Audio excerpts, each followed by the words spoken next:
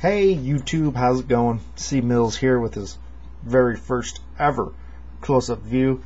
I guess you can call it the desktop view of the Glock 17 9mm 3rd generation.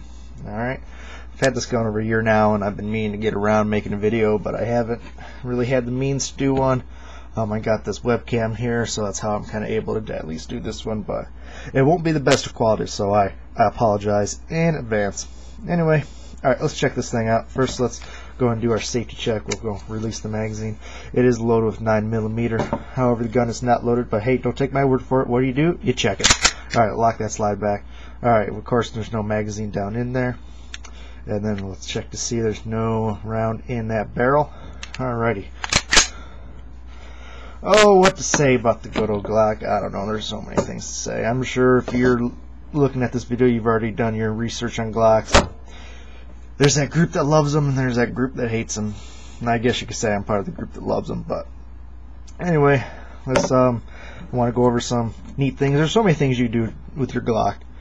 I mean, you can almost change out everything with aftermarket parts. Some things I did to enhance the look of my Glock. I guess we could start. I have an extended magazine release. I don't know if you guys can tell, but that baby sticks out there. It does not affect my holster in any way, though. I can still draw this thing out. It doesn't hang up on nothing. I just like to be able to get to all my controls without having to change my grip or anything like that. Let's see what else. I've changed out my slide stop.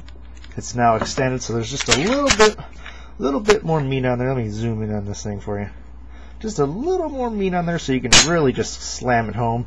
Even though 90% of the time when I'm reloading, I am going to use my gross motor skills instead of my fine motor skills. Grab it back here and let it slide forward. Oh, let's see. What else have we done here? I've switched out for a chrome slide lock, and it is just a little bit longer. Let's see if I can practice getting this thing in frame. There we go. As you can see, it just sticks out just a little bit more. Just a little bit more meat on that thing, so you can break it down just a little bit easier. Oh, and then I've also went ahead and put a plug right here. There's a hole right there in the back of the frame. I suppose you can buy a stock that'll snap right in there, but I don't want no dust or dirt or blood or anything to get up into my fine inner workings of my Glock, so I went ahead and plugged that off. Ooh. Let's see, I've also locked this back. I've switched out my polymer guide rod for a Lone Wolf stainless steel guide rod, and I have not had any problems with it. Didn't have any problems with the old one, but I don't know. Like you, I'm not a fan of plastic. I like all metal parts. So we went ahead and swapped that out.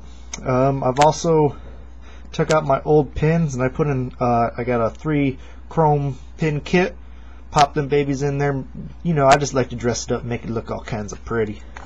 So that's what I went ahead and did. I love the 3rd generation over all the other generations. I have not handled a 4th generation yet, though. But from what I've heard from people who've had them, they've had a couple problems. But nothing that wouldn't ever stop me from buying a 4th generation. But I just like my good old 3. You know, if it ain't broke, don't fix it, I guess you could say. How about we take this thing apart, and we'll show you guys literally how easy it is to bust one of these apart. Alright, we're going to depress this trigger again. We're safety checked. There's nothing down the barrel. When you pull that trigger, make sure it's pointed in the safe direction, away from yourself and others, blah blah blah. Majority of us know this already. I'm just saying this, I don't know, for the kid who finds daddy's gun and is going to do what I'm going to do, and I don't feel like getting a lawsuit. Anyway, so we're going to depress that trigger. There we go. That's another way you can tell if a Glock's decocked. That trigger is going to be in its most rearward position, and that's all you're going to be able to do. Alright, pretty much what I always do is I hold it like this, and I just pull it back just a bit, pull down, grab these serrations right here, and just let them, and it literally, see if I can get this in slide, in the freaking frame, slides right apart. Again, I apologize, I am actually jerry-rigged this little rig I got my webcam sitting on. Anyway, Hopefully it won't fall over or something. As you can probably tell, it's sitting on a freaking book. Anyway, this is a low budget man's film. Alright, how about we'll just take these out of frame for a second and we'll just look at the Glock's frame. The Glock is a very simple construction. Only has, I think, like 15 or 17 moving parts in it. So, very simple. Right here's our lock. Or slide lock, I guess. Anyway.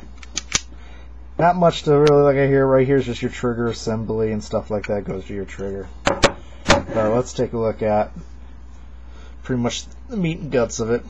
Right here we'll go ahead and field stripper.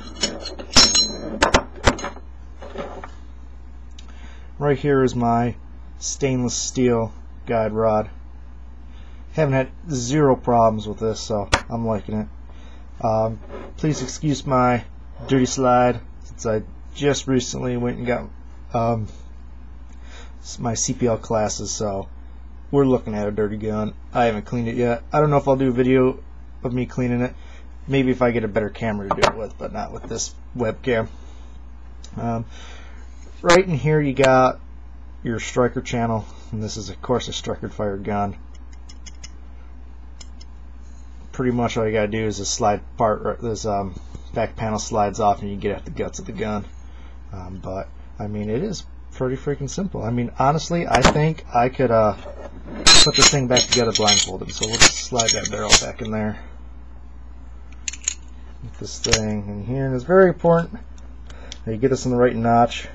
Oh man, I'm just nastied my hands all up. Anyway, there we go, and it's so simple just to put back together. You just take your frame, and you let me get this in frame.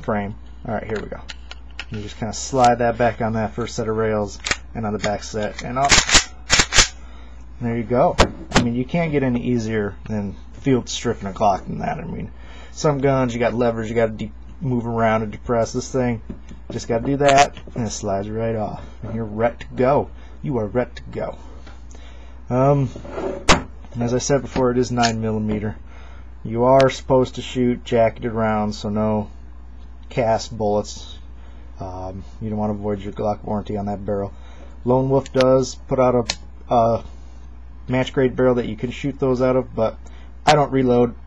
I just buy factory ammo, and I have only had one malfunction with this weapon. It was a stovepipe, and I think it was like the second or third time I've shot it, but I think it was... You're going to find that every weapon. One of these times it's going to malfunction, but let me tell you what. I've shot thousands of rounds with this thing and only had one malfunction. I'm impressed with it, as so should you. Oh, trying to think. I don't want this video to get too long and everyone make fun of my horrible camera quality. Be like, God, this guy sucks. He's not even a good narrator. Just listen to his voice. Anybody. Well, this is C Mills' first video on his Glock. Hopefully in the future I'll figure out a better system to do this with. Something maybe jazz it up more and make it more exciting for you YouTube videos. Since you guys, I don't know, there's so many other ones you can view. Why the hell would you look at mine?